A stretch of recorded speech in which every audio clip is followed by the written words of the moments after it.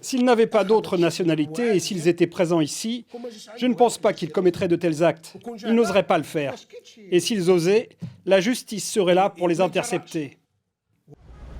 C'est une proposition de loi inédite, une première dans le pays. Adoptée le 24 décembre par l'Assemblée populaire nationale, elle vise à déchoir de sa nationalité tout citoyen accusé d'atteinte grave aux intérêts de l'État algérien.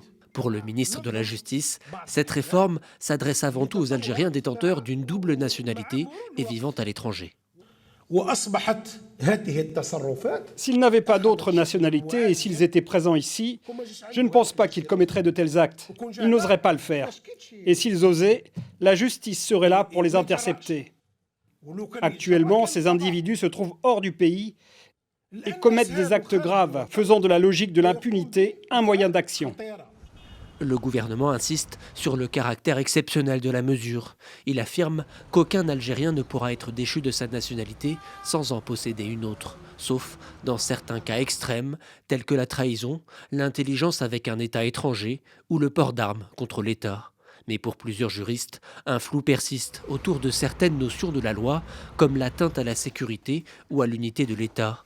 Des termes qui pourraient être utilisés pour réprimer des opinions politiques ou des actions militantes.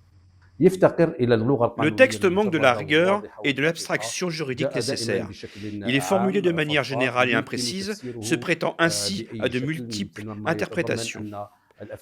À titre d'exemple, lorsqu'il énumère les actes susceptibles d'entraîner la déchéance de la nationalité, il évoque l'atteinte à l'unité nationale sans définir précisément la nature de ces actes ni le contenu sémantique de cette notion.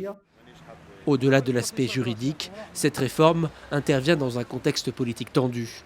Le gouvernement assure d'ailleurs que cette loi répond à des menaces précises, comme celle du mouvement pour l'autodétermination de la Kabylie, classé terroriste par Alger, et qui a récemment proclamé unilatéralement l'indépendance de la région.